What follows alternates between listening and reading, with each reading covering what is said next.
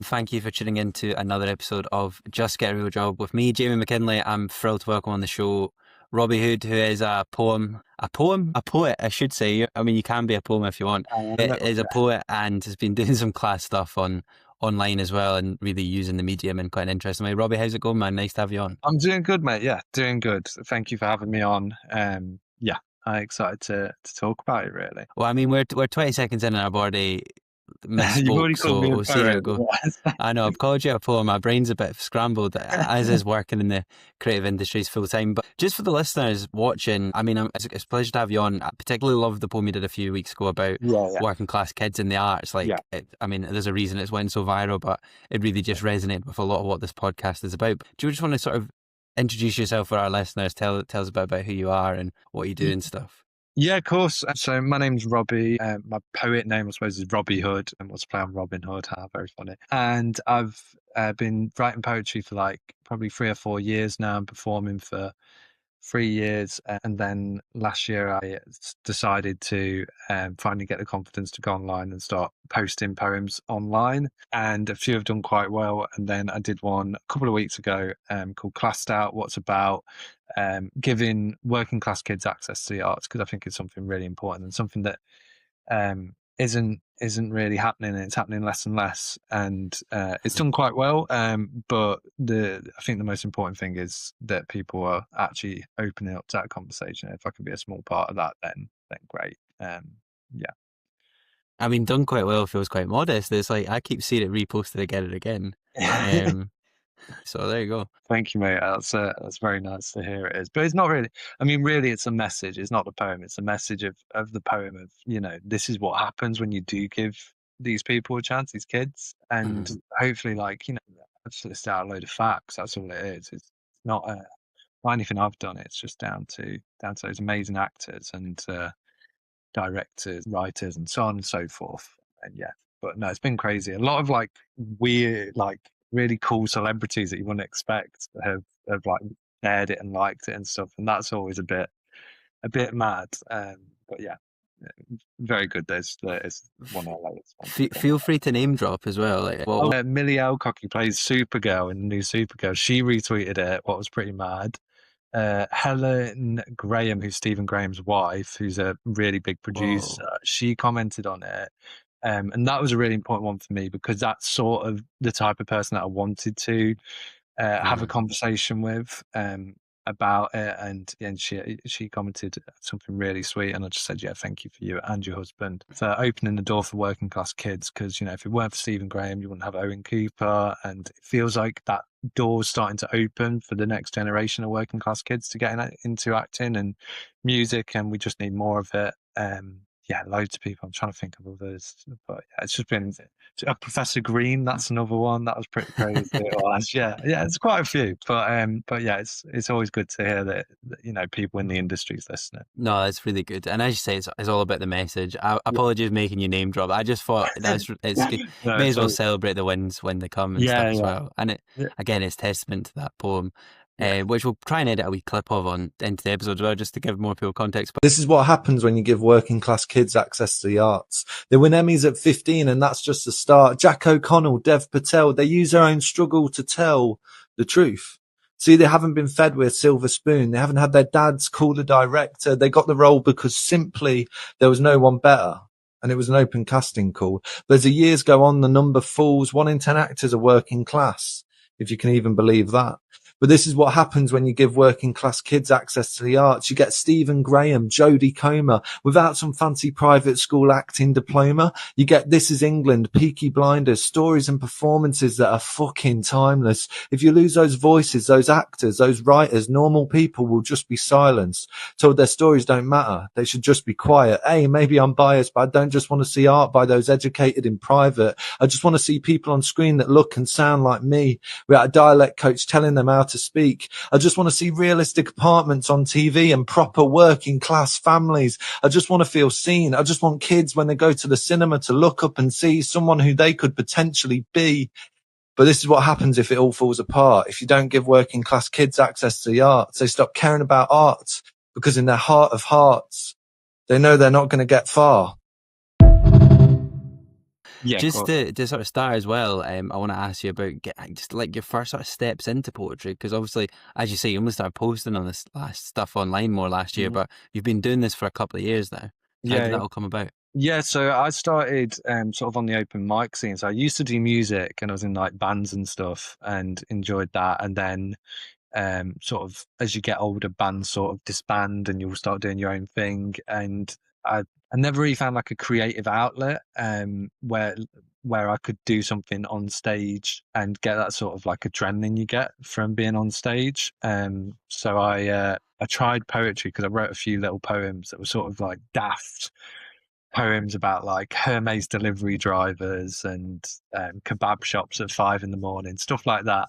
And I went on stage and did an open mic, and it went really well. And then like I got the kick from it, and I just started doing like open mic circuits and just doing all the ones in Nottingham. And then yeah, and then eventually I was like, I kind of need to start doing this online if I ever want to release a book and stuff. So I started posting.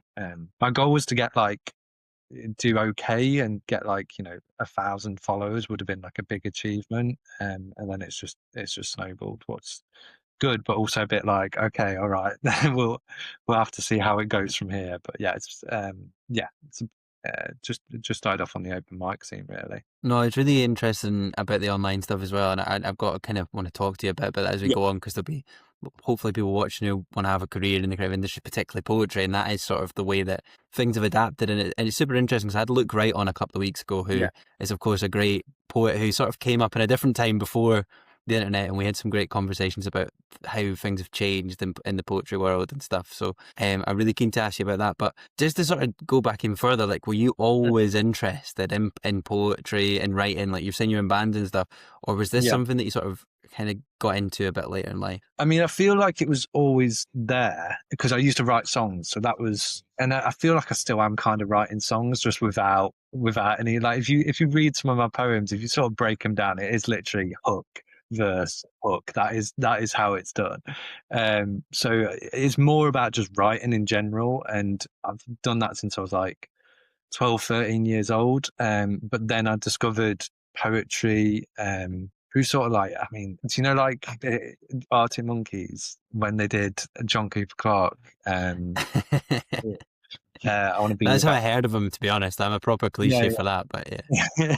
Yeah, so that was sort of, I suppose that's a lot of our generation's way in. Um, yeah, I want to be yours. That's it. That was like a little bit of a, okay, so Alex Turner thinks he's cool. Let me have a look and see what this guy's like. And then you sort of discover from there, like Bukowski was another big one for me. And then sort of loads of little poets and yeah, and open mics as well. I mean, most of my favorite poets are like just people in Nottingham you've never heard of because they're not online or anything. They're just like these whimsical creatures that come in and do these hilarious or like really clever poems, and then you don't see them for a month, and they come back and do it again. And yeah, so I sort of discovered it from that, really. Yeah, and it's also quite an interesting space because often I was again speaking to Luke about this, but like there's this perception that poetry is quite middle class and Yeah, quite like bookish and stuff. But a lot of the poets you're talking about, the one people in the pub that seem quite whimsical, it's not really like that at all, and it is more that sort of almost kind of rock and roll, lyrical kind of yeah, band culture around it, which is super cool and interesting. yeah. It's just full of characters. I find poetry full of different characters, and that's another thing that I love about it. Is like when you go on to like open mic scenes, and if anyone is interested in poetry, before posting online, before going online, do open mics, like learn how it's done, but also see, because from there you sort of like learn what you like and what you don't like in it. It can be quite middle class, and it depends where you go. If I go to a poetry event that's a bit, you can sense the vibe. Most of my places I go are sort of pubs, and you kind of get some proper characters, and the poetry is definitely not for the snobbish, shall we say. But yeah, yeah, I think that's sort of, it does definitely have that feel, and that perception that it's for a higher class of people, but it's not. And I think that poetry is one of the oldest art forms, and it's it's for everyone. And I think the working class definitely have as many poets that are famous it's hopefully the middle class and upper class, but let's wait and see. Yeah, but I suppose like all the big bands that we all look up to in Idolize are all mostly came from the sort of cities that were quite working class, and Yeah. even thinking of like, I don't know, Joy Division, Oasis, all from Manchester. All the bands that have come out of places like Glasgow and Liverpool and things as well. Although I know they're not poets in the same way, but their lyrics all kind of like resonate in a way that I just don't think you get from like other bands that maybe, I don't know, don't come from those places. Yeah, no, I agree completely. Yeah, and even the Arctic Monkeys as well is another one. Sheffield has a great, Yeah. did have a great indie scene. I mean, it's fallen a bit at the wayside these days, unfortunately, with the closure of certain venues. But yeah, no, I think that sort of scene for a lot of kids, a lot of working class kids in the 90s and 2000s, and way back really opened the door, and you can hear it as well. You can hear where someone's from in their music and in their poetry. No matter how much they hide it, you can get a vibe pretty quickly on where they're coming from. So yeah, I think that's something. Tell us about Nottingham as well, and the sort of your sense of place and how that, because I love asking people where they're from and how Yeah. it affects their sort of impact in the arts and stuff as well. Yeah, I mean, the weird one is I'm not actually from Nottingham. I'm from Colville, so that's Leicester, so North Leicester, very close to Nottingham, but it's not actually Nottingham. But then Colville's sort of like an old mining town where I have a poem called Doleville, because there's this thing where Colville, everyone's on the dole. So that's what everyone says about Colville. So it's quite working class. It used to be a mining town, then the mines closed, and everyone sort of stayed there and sort of lived there ever since. So it's got quite traditionalist values. They still have the flags up, for instance, and they're very quite to the right as a place to live. And they were the only town in the UK that ever voted for the BNP. They actually voted in a BNP as a councillor in Colville. It was not a good thing, by the way. That's not a good thing. But that gives you a sense of sort of the place where I was from, and it probably influenced my poetry a lot, having a different mindset to the people around me, but also being proud of that place. Weirdly, it's a sort of love-hate relationship. But then when I was like probably 19, 20, I moved to Nottingham with friends and discovered like nightlife and all of that, and lived there for a few years, and yeah, sort of became attached to that city, and it's still where I feel most at home. But East Midlands boy that has just gone round Leicester Derby, Nottingham, Leicester Derby, and every few years I'll go to a different part of it. But Nottingham is definitely where I learned my craft with poetry, but where I also feel like the most at home as a city. Out of the three. No, it's really interesting, that sort of love-hate relationship that most people who come from a smallish town have. I mean, I grew up in a similarly like what was a sort of old mining part of Fife in Scotland. And where I grew up was actually kind of a new town that opened in the 60s, but then it's sort of just become a bit more run down as times went on, and there's all these mining villages around it. So it's that similar thing where like I live in Glasgow now and, have a weird attachment to my hometown of pride, but also like, I don't maybe relate to a lot of the people there and stuff. And it's so crazy to talk about the flag stuff as well, because I used to always, Scotland and England are very, there's a lot of obviously similarities, but there's a lot of differences, and I think somewhat Scotland feels like a more progressive place. But what's been sort of strange over the last couple of years is it's sort of starting to feels like more overt now here as well, because there's even been like people putting saltires up in Scotland in the same way that was happening with the flags down in England and stuff, in a way that feels quite, because the saltire was always associated with like maybe like independence and that more progressive thing, where it's sort of changing now. And even in parts of Fife where I'm from, like Nigel Farage has been campaigning, and there seems to be like this right-wing thing on the rise here as well. So it's interesting even seeing that in some of your work, which kind of segues into my next question, which is you obviously talk about politics and class and culture and that sort of stuff in your poems, which obviously in quite a divisive type. How do you feel sort of putting that stuff online? Does it sometimes get you some kind of negative comments as well? Yeah, yeah, definitely. I've been called many of things. So when like the flags went up and like the proper riots and protests started happening, I wrote a poem called Selective Outrage, what is basically just me just pointing at the hypocrisy of everything. Like you were saying there about the Scottish flag and how it's a symbol for independence and progressive values, and yet it's being used by people who probably don't understand the meaning of it, you know. And it's the same with St. George's flag. I mean, St. George was from Palestine. He was Middle Eastern, and these people have it tattooed over their chest and stuff, and say that, you know, it represents them. You know, that they're proud to have the St. George's flag, but then they won't open up to people from different cultures. So it's hypocrisy, really. So I wrote a poem called Selective Outrage, and posted that online. And before that, only had like probably 2,000 views on a video, was like my best. And then I posted that, wrote it in like 15-20 minutes, just like watch the news. It was actually, I didn't even watch the news. It was happening in Nottingham. Went out, did the anti-protest bit, and then I think it was the day after we watched it on the news, and it was kicking off even more. So I wrote it down and posted it online with a little video of just what was going on, and it got like 2 million views. And with that, obviously, you get a lot of people going, you know, this is great, and supporting me, like Gary Neville, Carol Vorderman, people like that were liking it and retweeting it. But then you also get hell of a lot of hate when you get to that, and a lot of people, you know, a lot of arguments kicking off in the comment section that became really personal really quickly, to people in the comment section. So it was difficult to be a part. You know, I always wanted to write political poetry to make a change, but that sort of back and forth and aggression was something I wasn't expecting. And I got involved in it a little bit, but then I was like, I need to withdraw myself from this and be like, this is what it is. People are always going to disagree with me. I've just got to stay true to what I believe, and go from there. And and those people still comment occasionally on certain videos.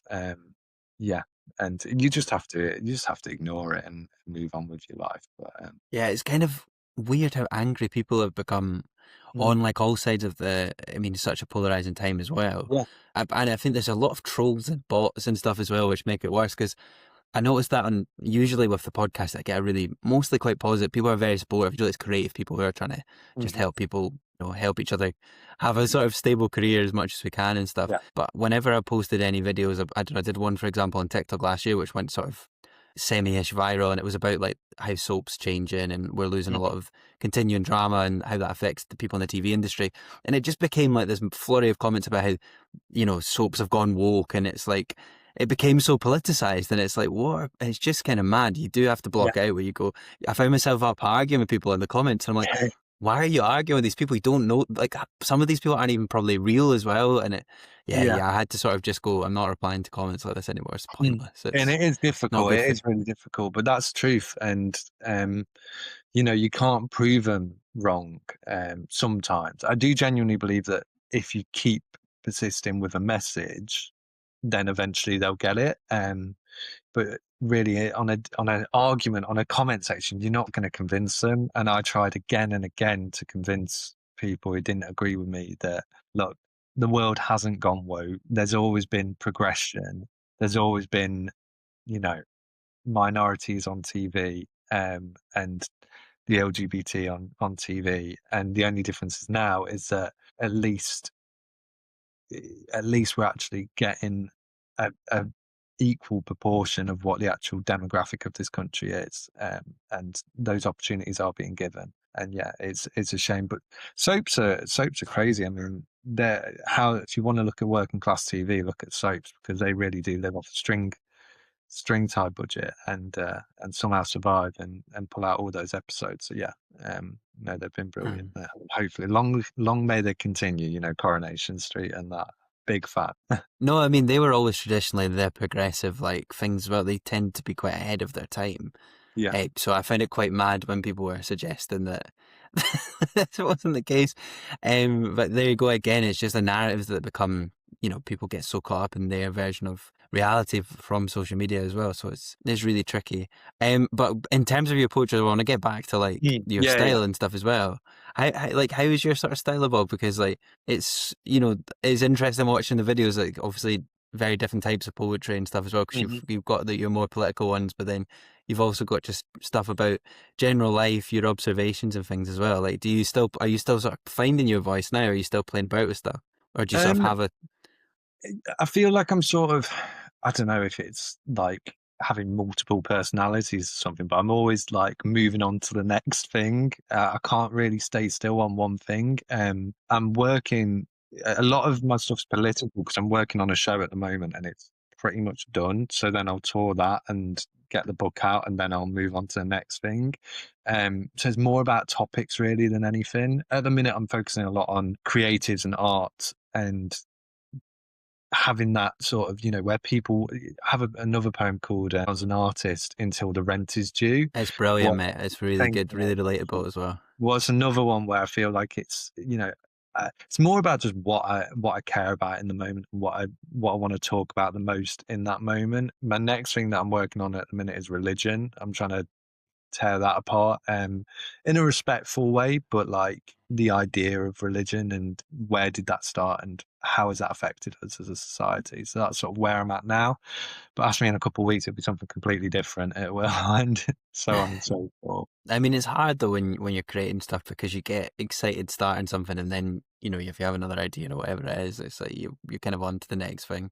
Sometimes Yeah, it can be hard to like, I'm like that with this podcast. Sometimes it's different topics. I'm like, I want to do something on that. And then, yeah, you kind of you're like a cat chasing a laser. But I mean, it's also kind of fun as well to do different things. exactly. Yeah. No, that's 100% it really, and that's the thing I love the most about poetry is that you can go from doing a political poem to a poem about kebab shops, to a poem about giving working class kids access to the arts to like the last poem I posted was just literally like live your life and like it was like this dun dun dun, you only have so long to live, make the most out of it. So I love that about it because you can switch and change and write about anything, and it still always sounds like you. What's good. Yeah, that one you did most recently was a bit too close for home for me because I'm turning 30 a month today actually, so it was a bit like, oh my god, I've got to.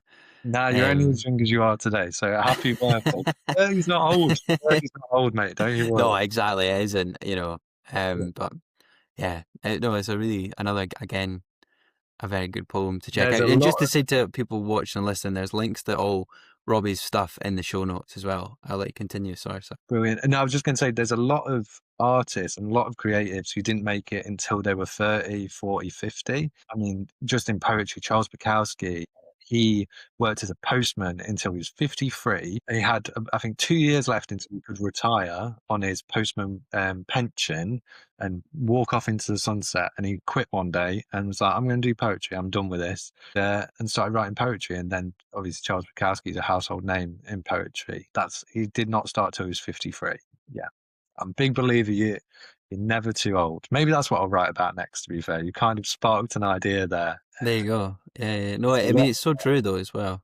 It's Yeah. so true, and I think also like the thing I've learned, from in the creative industries and having done this podcast for like 5 and a bit years now as well, like and had so many different people from different backgrounds, different ages and stuff as well. Is like making it is such a vague term anyway because like I've been working in TV for about 5 years now, and I kind of thought when I first got in I've made it now, but then Yeah. I'm losing my job at the moment, so it's like haven't it's like that thing where you're like you never kind of make it, whatever that means anyway, like because you speak to people who have won an Oscar or done whatever and they're still looking for that next thing as well. I was just going to say, it's such a volatile industry. I mean, especially the film industry and TV industry. I mean, I used to, time to time, be an extra on TV. And so there you'd speak to like runners and stuff and people who worked in TV. And I was speaking to this girl on War Between Land and Sea. It was like a BBC show.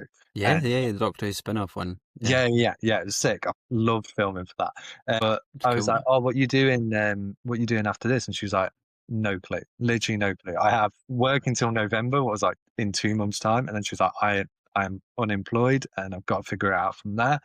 And it's horrible, because you can see so many talented creatives who name the podcast, but just get a real job instead because it is easier. It is easier to just get a 9 to 5 and do it as a hobby. But if you want to go into film or TV, you can't do it as a hobby. You need to be runners, Ds, so on and so forth. And that is your job. You only get 6-month contracts, 7-month contracts, however long the shoot is, and then you're back out sort of on your own trying to figure it out again, waiting for another gig. So yeah, but I think that the more opportunity that can be given to people to get those opportunities is important, and hopefully maintain it.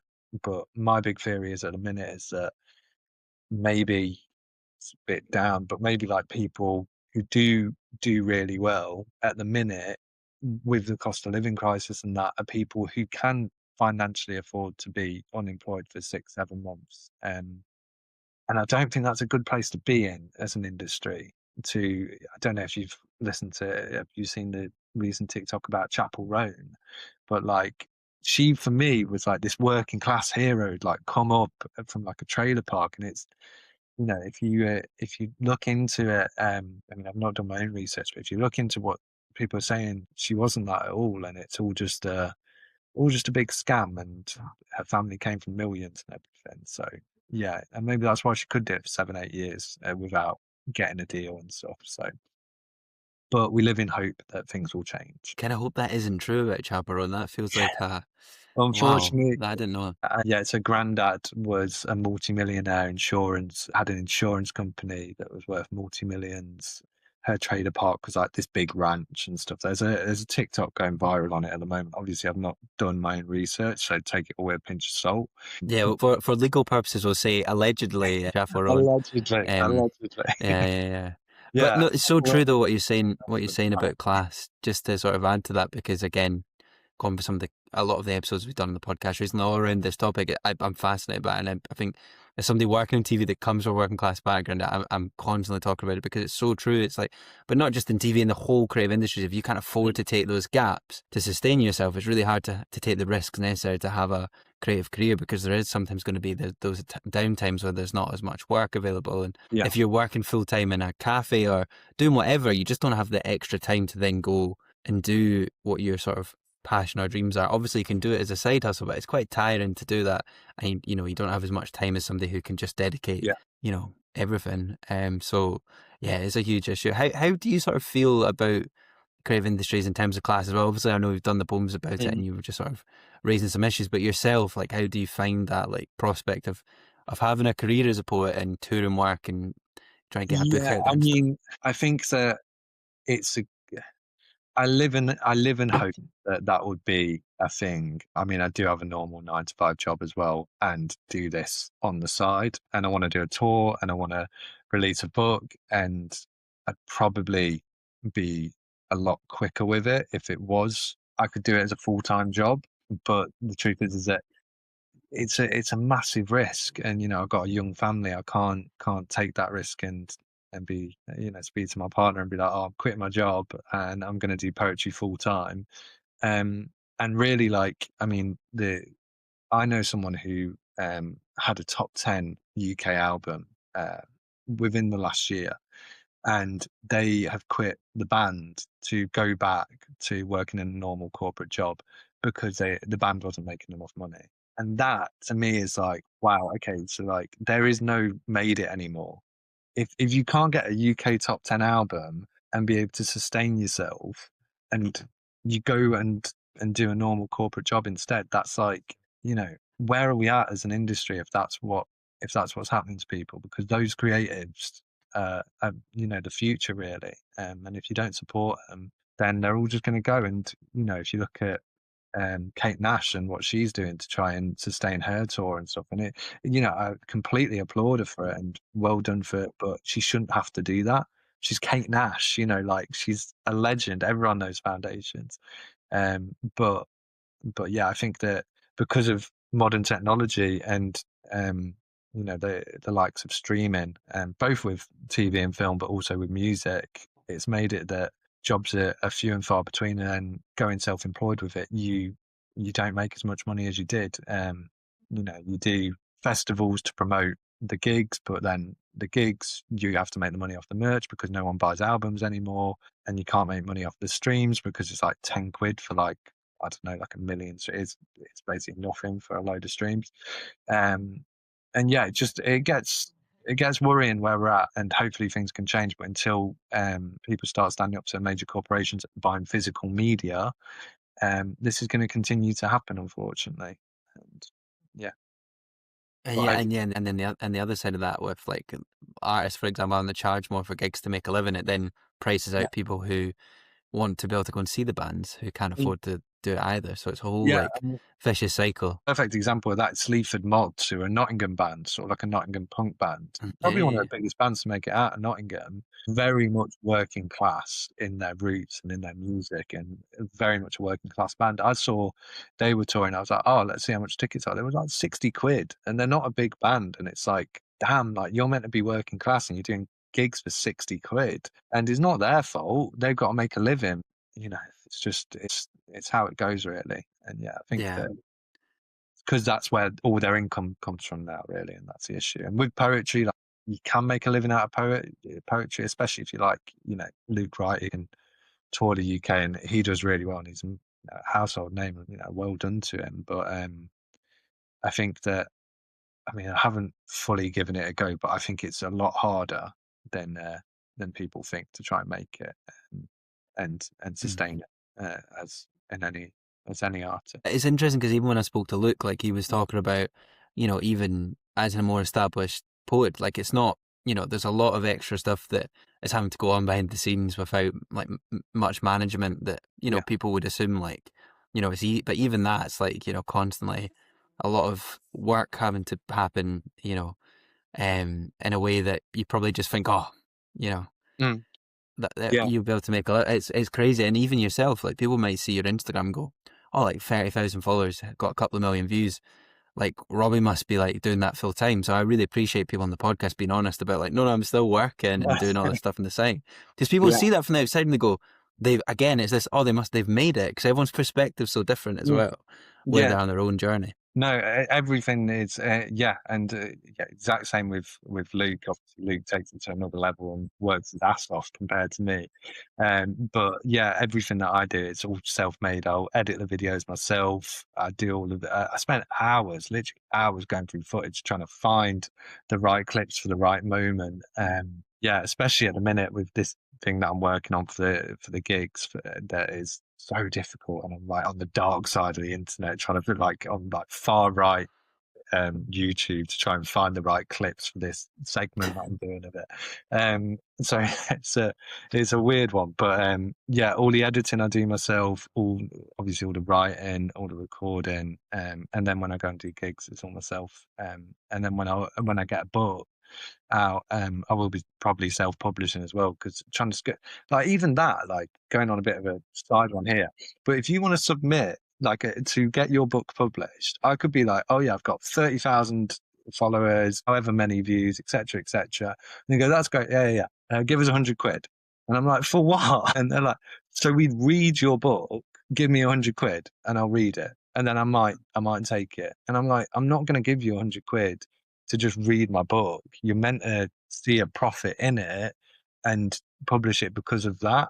Whereas what you're doing is you're relying on poets to make a profit by just going, give us 100 quid. And I think it's terrible. And magazine submissions are the same. They're like, oh yeah, you can submit, but you have to put in 20 quid. And it's like, so you're profiting off the artist, not the art. And I think that's a dangerous game. Yeah, and then the other side of that is also the having access to that world, so knowing how publishing works, knowing the right people to make those connections with, which obviously you come from a certain background, it's a lot harder to be in those spaces. Obviously, it's not impossible, but it just, again, it's those other hidden barriers that people don't always see. Yeah. So yeah, it's And difficult. location as well. I mean, you'll know sort of from Fife and places like that as well. Like if you are from the middle of nowhere, you ain't going to get the same chances as if you live in London, or Edinburgh or somewhere like that, but especially London. I mean, poetry scene in London is massive, and that's where it's all happening. But for me, I'm in Nottingham. I've got to create my own scene. Like there is a scene in Nottingham, but I need to create something, get it heard, and I can't just sort of be in the right place at the right time because I'm not in the right place, and that's another issue, really. Yeah, and that's one of the good things about things like social media, or even after COVID, the amount of things you can now remotely do is a lot better, but obviously it's still not ideal. Mm. Um, Yeah, yeah. But I think again, that's just luck. I mean, the stuff that I wrote that went viral, I didn't think it was going to go viral. And there's definitely better poets who have posted better stuff about it than me. that got less views. And then you're relying on an algorithm, and it's like, is that a good place we should be in, where we're all just addicted to just pumping content out? And like, this is another thing that winds me up with poetry at the moment, is it feels like, and I'm as much to blame for it as everyone else, but it feels like we see something that's culturally relevant, so something will happen that'll be in the news, whatever it is, war, or some celebrity's done something or something like that. And then like poets will flock to it because they know if they talk about that, it will go viral and they'll do well. And that isn't, I think, like, yeah, it's good in the short term, but in the long term, then you aren't writing for you, you're writing for an algorithm. And you're probably writing about something you don't really care about. So I've stopped. I only write about, like, I will only write about something if I genuinely have something to say now. There's a lot of stuff that goes on and I'm like, I have my opinions, but I think that until I get a feeling where I'm like, no, I've got my opinion on this, then I'll post it. But yeah, it feels like some poets and some artists, unfortunately, are caught in that sort of wheel of trying to get content to go viral, and making stuff that's relevant at the time. Yeah, it's a sort of vicious cycle of second guessing the algorithm all the time as well. Because like sometimes I found myself just, you get drawn into it as well. You're not even always conscious as an artist when you're doing that. So those times where I was like making videos for the podcast and going, hold on, you do a podcast because you love having these conversations with people and you had this whole purpose. Why are you like spending 3 hours trying to come up with a hook for like this one video that, and then even that's the other thing, you post stuff and there's not even any guarantee it always works anyway. Yeah. It's this, as you say, you're surprised by the videos. You're like, why is this one caught off? But like, I did this great video yesterday that was way better. Yeah. Whatever. So it's a whole thing as well. I want to talk to you about social media though, because you've used it very well to like help you as a poet, and it's really interesting. And I love the little visuals you sort of add in. So you obviously performing to camera, but then you've got your little like edits and stuff. How did you sort of approach setting up, for example, your Instagram page or your socials and stuff to grow? I mean, you can sort of see the evolution where I started to where I am now, and it will still evolve, I think, moving forwards. I definitely want to play with it a little bit more. I've got a few more ideas, but it started off with just a picture because originally I was like, I don't want my face in it. It's going to be Robbie Hood. So I had this whole idea about wearing a mask for a bit. And I was like, no, because I'm going to look like a bit of an idiot when I'm at like your open mic with like a mask on. Like, it's a bit pretentious. But that was the whole idea for a little bit. But originally it was just a photo with the sort of like the writing going over and like this ripped paper. And then I was like, okay, let me try videos instead, because I'm watching this and I'm bored. So, most people are.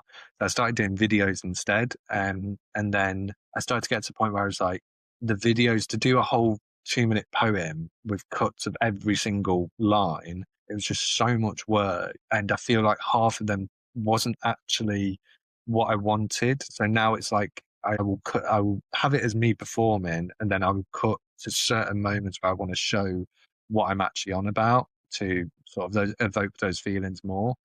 And that's sort of where I'm at with it at the minute. But it'll probably change and I'll come up with something new. I quite like it at the minute. Social media thing is, it is mad because I promise this is the last time I'm going to mention Look Right in this interview because it keeps coming up. It's just because it's a recent poet I've interviewed and I haven't had too many on, to be honest. But like, again, talking about how there was all these talented poets when he was coming up that when, we're always within a different scene, and how every scene was quite isolated within its own place. But now the sort of, everyone can see what other people are doing across the world, which is so that it influences things in a different way. Yeah, which is interesting. Yeah, definitely. Yeah, I think that it's interesting. I don't know too much about Luke, but I know obviously he came through quite early on. He obviously not as early on as some of the legends. Compared to myself, he's been around for quite a while, and done some brilliant books and really sort of made a name for himself. But I find it interesting seeing the difference between, like, you definitely have poets that are like classic poets that gig and can bring in a crowd every single night, like Luke. And then you have this new sort of Insta poets in quotations that unfortunately I sort of fall under at the minute. No matter how much I try and shake it, I will fall under that at the minute. And I'm sort of coming from the other perspective, I suppose, of that side. But I want to try and figure out how to do what Luke's doing, where I can do gigs and tours and stuff like that, and get books out and make it a proper thing. Because at the minute, yeah, people will watch it and like it, and I've got an amazing following, but I want to make it into something where I can actually meet people and do gigs, and that's what I love.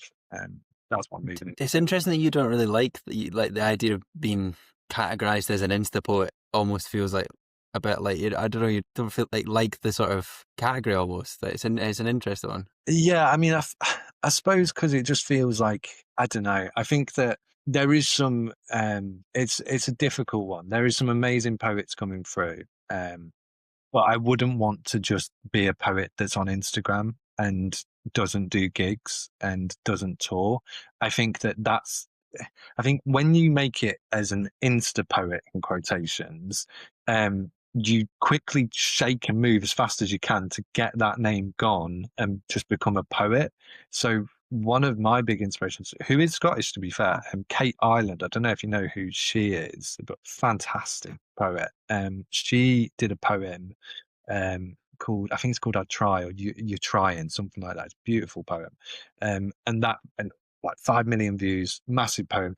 And now she's doing like a one-woman show. She's like supporting and touring and stuff, and that's sort of where I'm looking and going, okay, how did she do it? Because she was in my position, although our poetry's a bit different, she was in my position and managed to shake it off and do something that's more than just posting online. And that's where I want to get to. And there's a lot of poets like that who started online and then moved into that. Yeah.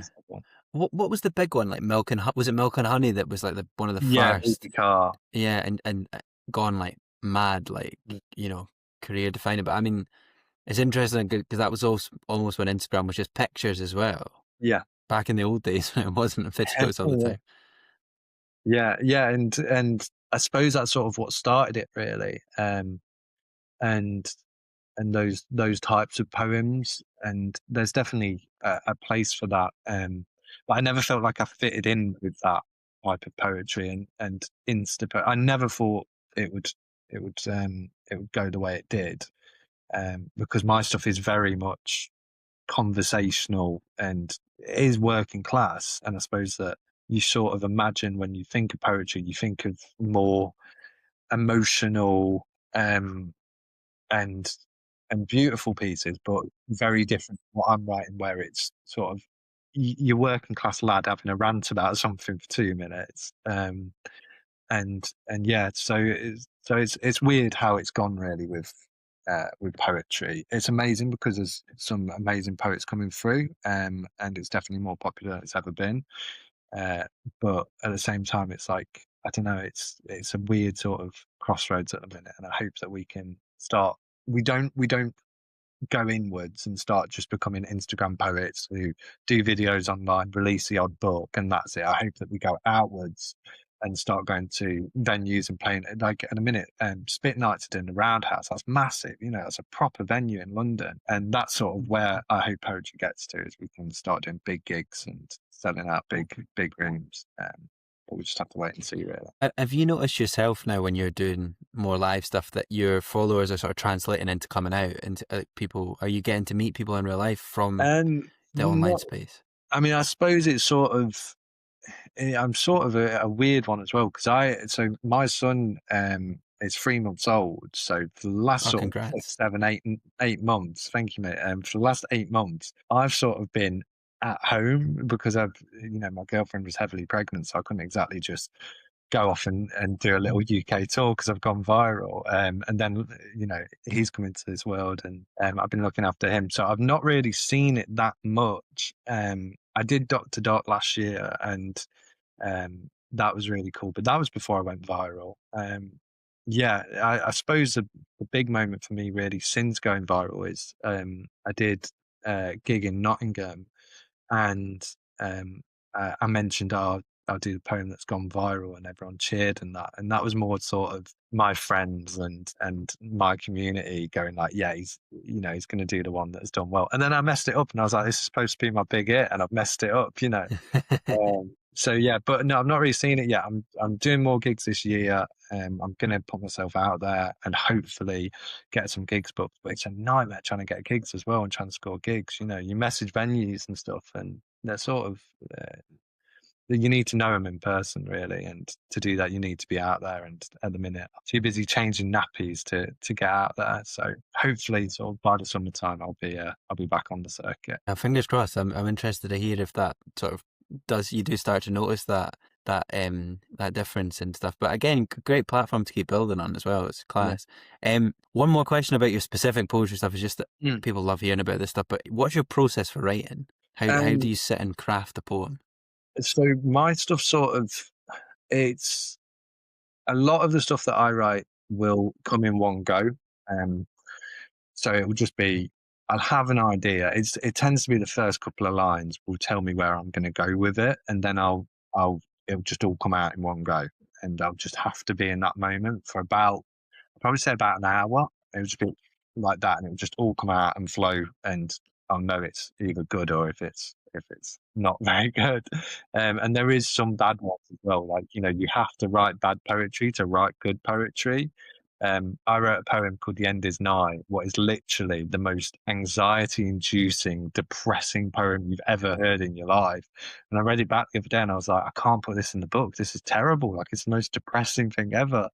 So it's sort of like, I tend to do it like that. So it'll just come to me and I'll just write it quickly. At the moment, because I don't really get the time to write when I'm at home, because I'm looking after my son and stuff, and you know, all of that. What I do now is I write on my way to work. So I use Siri notes, and I'll just start going like that and going. You know, like kids these days have got it easy. It'll be like that, and then it'll be, well, what does that mean? And then it becomes, I'm also not mad on my way to work every day because I'm there just yapping to myself at the traffic lights.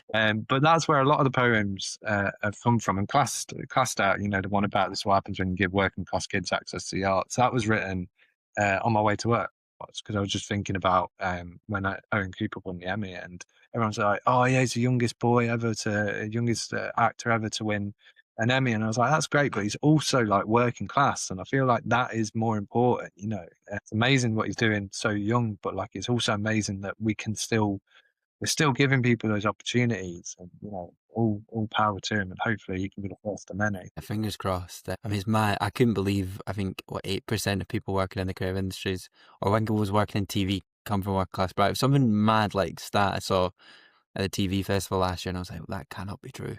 Yeah, but it's crazy. It's crazy. So yeah, no, that poem, it's great that it got so much traction because it's so true. We do need more of those sort of voices coming through and just people talking about it more. You know, the arts are so important. It's such a bleak time at the moment. You know, it's what keeps a lot of us all sane.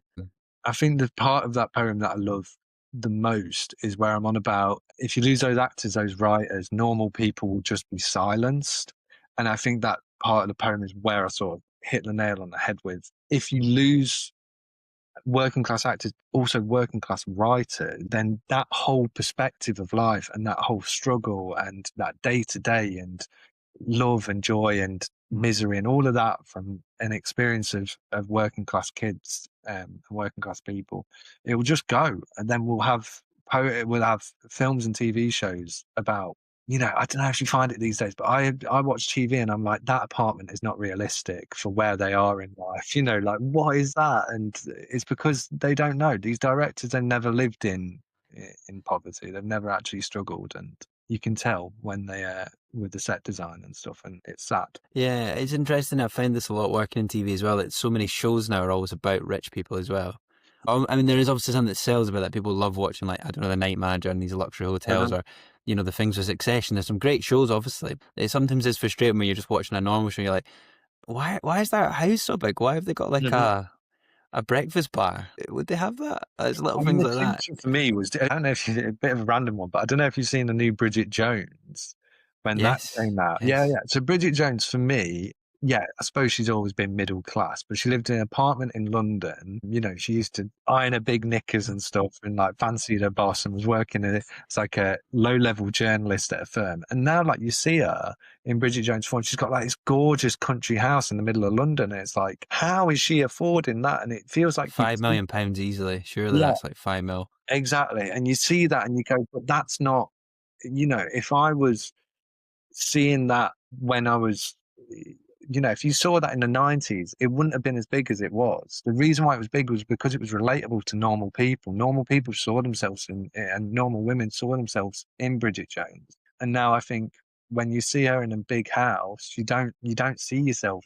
in her, and that I think is such a shame. And it's not just Bridget Jones; it's across the board. But yeah, hopefully it can change and we start getting shows that actually feel like real people and real places more. It is happening, but just more. Yeah. Well, for me, a big problem is that we don't make enough low budget, mid level shows anymore. It's always big prestige drama now all the time, Yeah. where it's like, you know, you want to try and make a balance. You know, there's still an appetite there. People will sit and watch low quality reels that are good because they're good. They don't care that the quality is bad. I think people will do that with TV if they're given permission and the story's good enough. People will still watch it. It doesn't always have to be big prestige stuff. That, in my opinion, anyway, in that case I try to make as a scripted on TV all the time.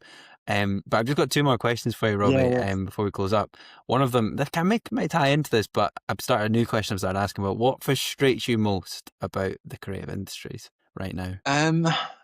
I think that, I don't know, I love the creative industries and long may it continue, because there is people out there, especially with like the advancements of AI, that will now just go for all of us, and it will become even more difficult than it is currently. But I think that the thing that frustrates me the most about the industry at the moment is that we aren't willing to take risks. I think that's the clincher. And just on what you were saying there, is the reason why we have these high budget dramas that are multi-million pounds with, you know, Tom Hiddleston or whoever in. He went to Eton, by the way, FYI.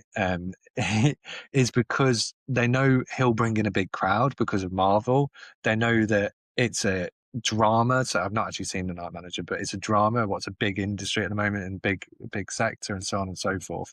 So they don't take risks, and they'll throw a big budget in, thinking that that will make it good, and not actually focus on the story um, or what the actual message is. And I think in the 2000s, you were having these smaller stories that meant something to people and were more important. And that's because it was less money, so you had to be more creative, but also it was based on real people and real lives. And sure, okay, maybe that's a risk to put a 3-part series on about some, you know, have you ever seen The Second Coming? No, actually, I haven't. Brilliant show. Second Coming's about a working class guy from Manchester, Christopher Eccleston plays in, and he becomes a son of God and realizes he's a son of God and has to basically lead the world. It's a 3-part series. Probably had a shoestring budget, to be fair to it, and it's the most beautiful bit of television ever. And it says so much about humanity. You wouldn't get a show like that anymore because people would go, does anyone want to watch a show about a guy from Manchester who becomes God? Come on, let's just get it gone. And the other reason is as well, they'd be like, well, it's only designed to be 3 episodes. We want it to be returnable. Yeah. Because again, I'm in all these meetings now, and all you hear now is it got some IP behind it? So the book, did it have a best-selling book? That'll sell. Everyone's, and again, most people in that system mean very well. Yeah. They're just trying to keep their own jobs. I always try and caveat that because I know so many great commissioners. They're lovely people. They're trying to keep their own jobs, or they have to make something that's going to sell and get viewers. But at the same time, it's a whole, you know, it's a self-fulfilling loop that, yeah, for sure. And I think that's where we can prove that, okay, maybe actually we're right and the industry does need to take more risk. Because if you look at the big hitters recently, they are small budget, very unique stories told from a working class or just a normal person perspective. For instance, you've got like Adolescence, an amazing show, and absolutely crucial for this time. That maybe if Stephen Graham wasn't connected to that probably, and who was the showrunner? I can't remember his name, but Phil Barantini or whatever, yeah, something like that. I think what so. was his name? Oh, I can't remember, but Did um, Boiling Point and all that stuff, and Jack yes, Thorne as well. Was Jack it? But Ford. yeah, Yeah, that's who I'm thinking of. If they weren't connected to it, maybe it wouldn't have got commissioned. But Baby Reindeer is another one where that wasn't a best-selling book or anything like that. I think they did a fringe festival and did okay with it, but someone took a risk, and I think that's really where these people get opportunities is if you can give people if you can take a risk on it. And unfortunately, it's less and less now. They want IP and they want um, big names attached, and they want to know that it's going to make money. Luckily, we have people like Stephen Graham who will keep the door open because he's come from struggle and keep the door open for the next generation. And yeah, yeah, hopefully, definitely. We need more people just putting the ladders down behind them. That's Mhm. yeah, we're dependent on that. In fact, there's loads of great people doing that. Yeah. A closing question, slightly more optimistic, but what's your sort of closing advice for anyone who wants to be a poet specifically? I think that if you want to be a poet, and you know it, and if you want to be a poet, then just do it. At the end of the day, I think it's like art, like being an artist, being a poet. You aren't guaranteed to make money. It's not about making money. I don't, I don't do poetry to make money. I do it because I feel the need to. What's quite a pretentious thing to say, but you'll get it. If you're a script editor, I guarantee you've wrote a few scripts in your time, and that's what you actually want to do. But if you're, Genuinely isn't, I swear down. oh I really? used to write, I was shit at writing. I won't being harsh. I just knew that I didn't have the sort of like, I can't explain it, like the patience or maybe the right personality to sit and write on my own. What I love about script editing is it's collaborative. I get to work with great No. people to make great stories. So I didn't know what script editor I was, Yeah. fell into it because it sounded cool, and I've realised it's something I found really interesting. Do But you I not get feel like? creatively fulfilled from doing this, so that makes up for it maybe. Yeah. Do you feel like I'm sort of going on a bit of a tangent now? But do you feel No, like it's all good. um, you have ideas? Because if you started writing, so you started by writing scripts and then became a script editor, do you not find yourself in rooms going, it should go this way? And Well, that's kind of my job as well, I suppose, though, Mm. is like, because my favourite thing about scripting is getting to contribute, give notes, help shape story without maybe Mhm. having the responsibility to to do all of the hard part, which is sitting down and writing. Yeah. But my sort of dream is and I loved working in TV development where you're helping writers come up with series from scratch. So you kind of are almost I Wow. guess you're not a writer, but you're kind of a storyteller, which is my favourite part of Yeah. script editing. But yeah, there So you go. you That's found a way I of, genuinely swear down. Most script editors do want to be writers, I will say, but yeah, I'm yeah. actually one of the people. I am not that interested. No, but that's amazing though, because you managed to find a way of making money out of your passion and out of your joys. For the next 3 weeks anyway, and Yeah, then that's it. I'll see. Mate, that's what the industry's like, unfortunately. That is what the industry's like. But I'm sure the next gig's on its way very soon. But yeah, with poetry, just do it. I was watching a documentary on Lowry, who's a famous painter, painted a lot of working class scenes in Manchester in the industrial era. And he didn't really become famous until like the 50s. And by then he was knackered. He didn't want to paint anymore. He was miserable and old and, just wanted to have a quiet life, and suddenly he became famous. And I think that that's really where you've got to be, really, is you've got to do it for the joy of it. Even if I hadn't gone viral and had whatever, I'd still be posting the exact same poems in the exact same format and bringing out a book that's self-published and doing a little tour and stuff. It would all still be in the works. And yeah, so I think that you just got to do it and take a risk with it, and you'll know if you want it. You'll just feel the need. Thank you very much, Robbie. No, for sure. I mean, it's honestly such a hard industry to work in that if you have Mhm. to at least want it enough, or it's not going to be worth the struggle and the hassle, really. So yeah, for sure, hear what you're Yeah. saying, Robbie. Thank you so much for your time tonight. It's been a pleasure chatting to you, and I look forward to seeing where your sort of journey takes you next. And Thank you, I mate. hope the No, tour and likewise. the book and stuff go well. Thank you. Yeah, no. Give me a bit of time to get it out because I'm working on it at the moment. But I've got a little man to look after, and I've got a job as well. So I don't know if you can tell, but I'm pretty tired at this point. But yeah, it will be coming out at some point soon, hopefully. But yeah, really nice chatting to you, and all the best. And yeah, good luck with with the next gig that I'm sure is on the way very soon. I'll Yeah. be Fingers crossed, man. charm, mate. I hope so. Well, there's links below, but very quickly, Robbie, where can people find you? Instagram. I'm an Insta poet, so find me on Instagram. It's the only place. I am on YouTube as well. I need to start posting more on YouTube. But at the moment, Instagram is Robbie Hood Poetry. Yeah, and if you like this podcast, or if you have anything that you want to speak to me about, just drop me a message. And yeah, just let me know any questions you have. And yeah, thank you. Pleasure. Thank you very for much, Robbie. listening. Cheers, mate.